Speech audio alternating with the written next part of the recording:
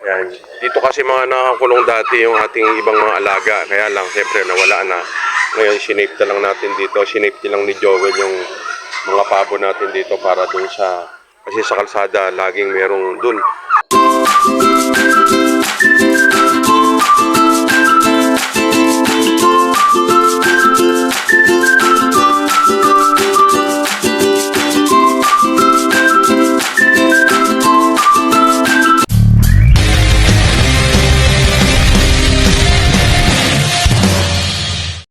Hello mga kabrad! Isang napakagandang hapon muli sa atin lahat. At ngayon lang ulit tayo nakapag-video dahil sobrang busy ng mga nakaraan. At isa pa, nagsisimula na kaming magbaklas ng ating mga kulungan dito tsaka yung ating mga breeding pen para dun sa paglipat natin dito sa kabila. So ito nga, nabaklas na namin yung breeding pen natin tsaka yung mga paitlugan. So ayan nga po mga kabrad, binaklas na natin dito. Pero ganun pa meron pa tayo dito mga ilan na nangingitlog nga. At tinakpan na lang ni Joel ng yero. So yun, binaklas na rin natin dyan yung sa may dulo doon dito. Ito, yan, nabaklas na rin natin dyan. Ginagayak na rin natin yung ating paglipat. No, Lucky?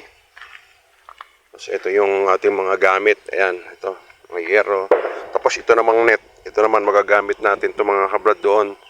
Dahil yung ating mga manok at pabo, yung ibang mga natira natin dito, mga alaga, ito gagamitin natin mga kabrad ito. So dito, meron tayong, dito sa may timba, meron diyang may itlog, may nangingitlog. So dito.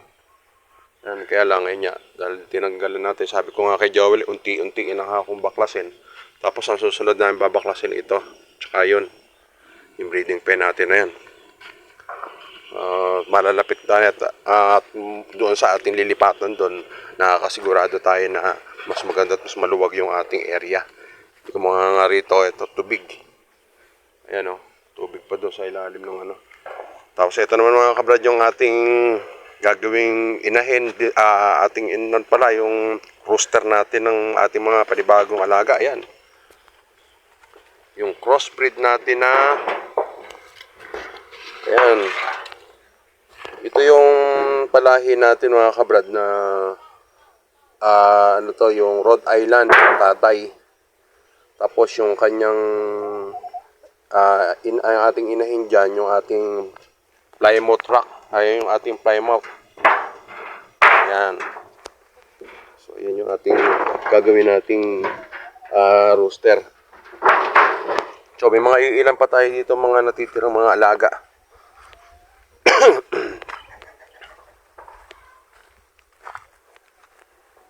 So ayan, ilan na nga lang. Dati noon pagka pumunta tayo dito, naglipa na yung ating mga manok. Ayan natin yung mga natitirang mga rooster, tapos ilan yung meron mga may itlog. At dito meron pa rin tayo mga nangingitlog.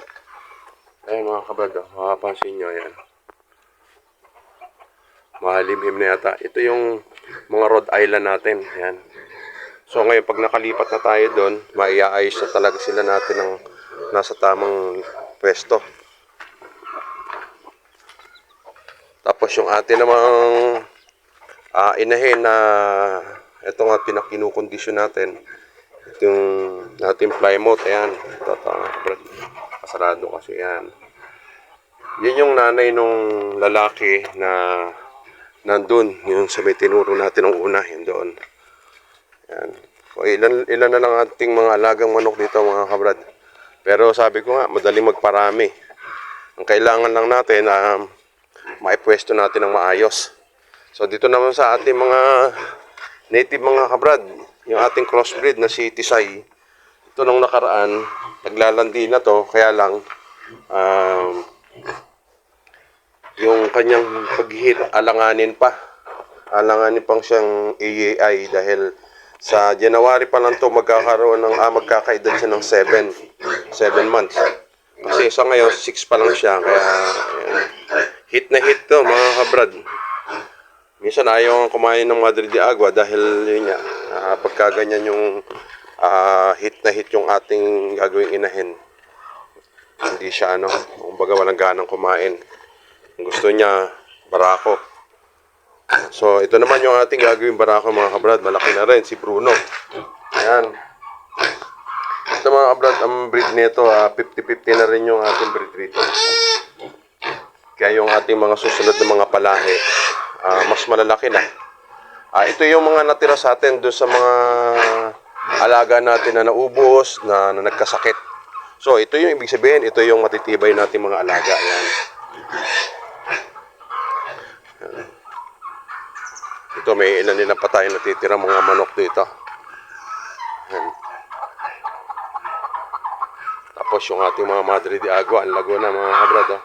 Harvestin natin to, tapos magka-cuttings tayo para doon sa idadagdag natin doon sa lilipatan. So ito na lang yung ating mga bibi.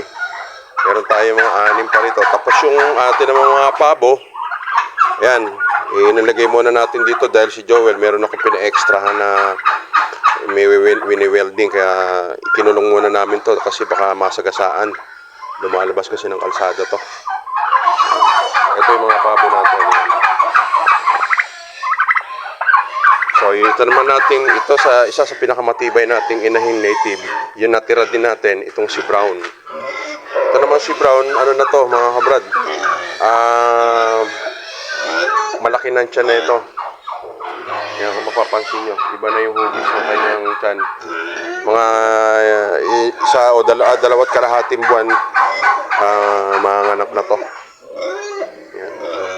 Ito yung mga kabrad yung natira natin. Ito yung isa sa mga matitibay nating alaga na hindi ko inaasahan din na matitira siya or mabubuhay. Ayan o, mapapansin nyo, halata na yung tiyan niya.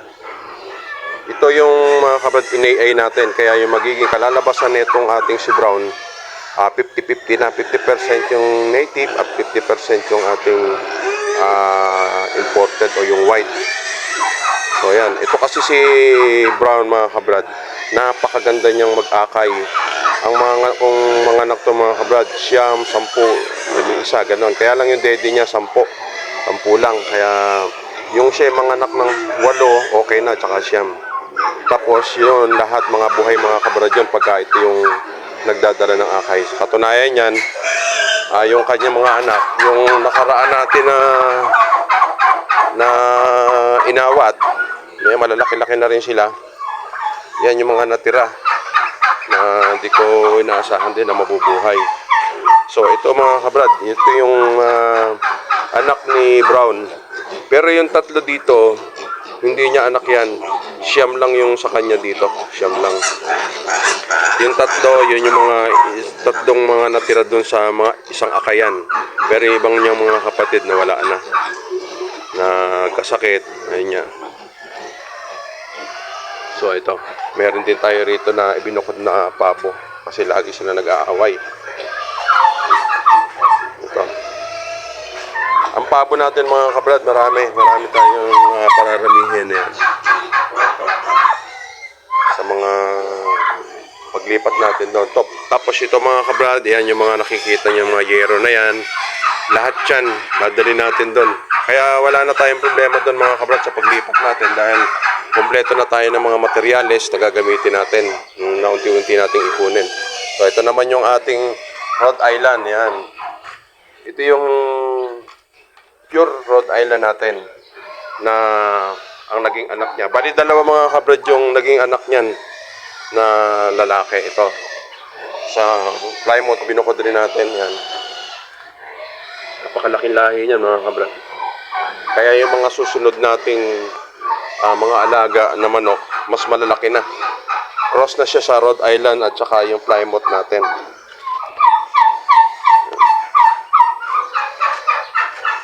So ito mga kabrad, at siguro sa paglipat natin doon, medyo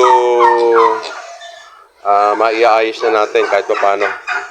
At yung kung ano man yung mga nangyari dito sa atin, yun nga, dahil na matayin tayo ng alaga, pero sa awa ng Diyos, kumbaga meron pa tayong natira na pwede natin paramihin na nagmula doon kay Brown na magandang mag-akay. So ito sila. Dito naman mga kabrad, kukuha tayo ng babae. Ito kamukha niya, babae yan. Sa lahi ito ni Brown. Tapos yung pinaka ating pang ano dyan, born natin dyan, yung pinakalalaki na yung barako natin, yung nandun sa may pinakita ko sa inyo.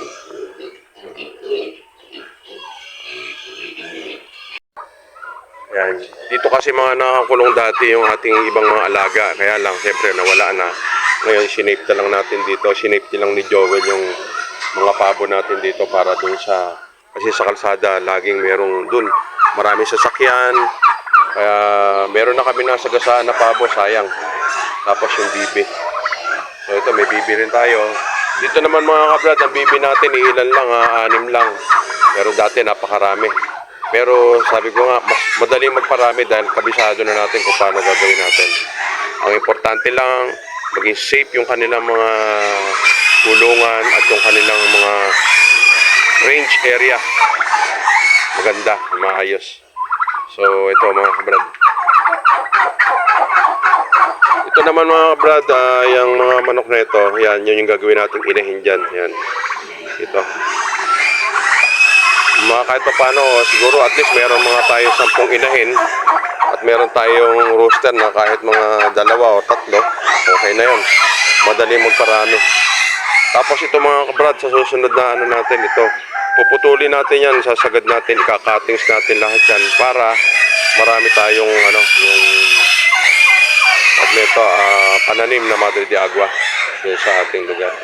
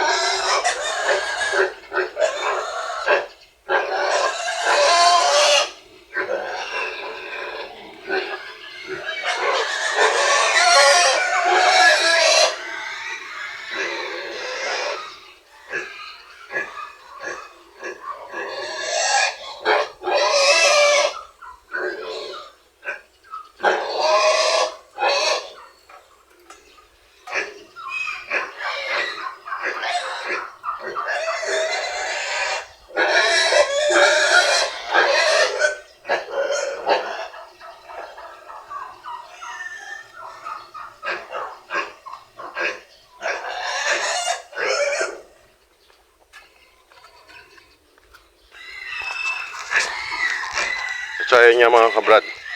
Ngayon, kaya natin kinuha sila ng Madre de Agua dahil mamaya pa darating si Joel. Kaya mamaya pa sila kakain. Bibigyan lang natin sila ng pamirienda. So unahin natin itong si Bruno. Yan. Tapos itong sa ating si Tisay. Doon ka, Tisay. Yan. Tapos yung ating inahin. Malaking bagay kasi mga kabrad ang Madre de Agua dito sa ating mga alaga. Kaya kung mapapansin niya, yan ang mga tinitira ng ating mga manok at pabo. Yan. Mapapansin nyo tabas. Yung bang kumbaga ginamit, kinuka nila yan. So ito, bigyan muna natin yung ating inahin.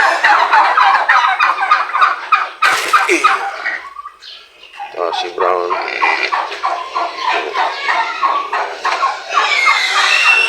Paborito ng ating si Brown yan. Tapos pitas ulit tayo. Ito naman, para sa ating mga pabo. Paborito rin ng mga pabo natin yan. Yan.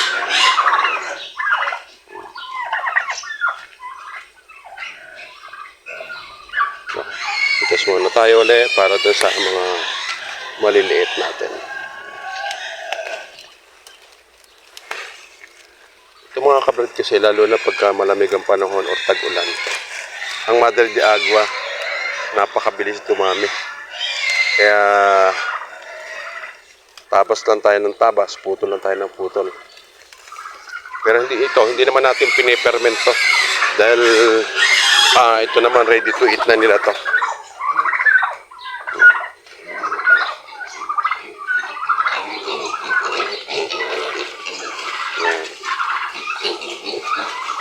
Yan. Kaya kailangan natin talaga ng maraming tanim na Madre de Agua.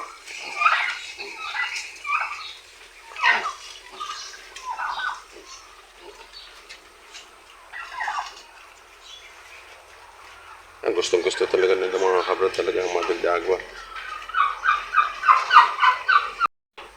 So mga kabrad, ang hindi natin nagagawa sa ngayon yung pagpe-permit natin ng ating banana trunks kasi nga, yan sasabi ko nga sobrang busy tapos si Joel naman merong ini-extra. Kaya tinatsaga na lang namin dito ni Joel yung sapal ng taho at saka yung minsan-minsan Madre de Agua. Pero pag nalipat na doon tayo sa ating sariling lupa, siguro doon mag-permit ulit tayo ng panibago nating mga banana trunks para sa ating mga alaga. So, mga kabrad, muli, Happy New Year po sa atin, Merry Christmas and Happy New Year po sa atin lahat. At sana po sa pagpasok ng bagong taon, dalangin ko po ang tagumpay ng bawat isa at ng kalusugan. Kasi nga, kung hindi ka rin malusog, may pera ka nga, kung may sakit ka naman, wala din. Unang-una sa lahat, ang dalangin ko yung ating kalusugan. Kaya muli, maraming salamat mga kabrad. God bless po.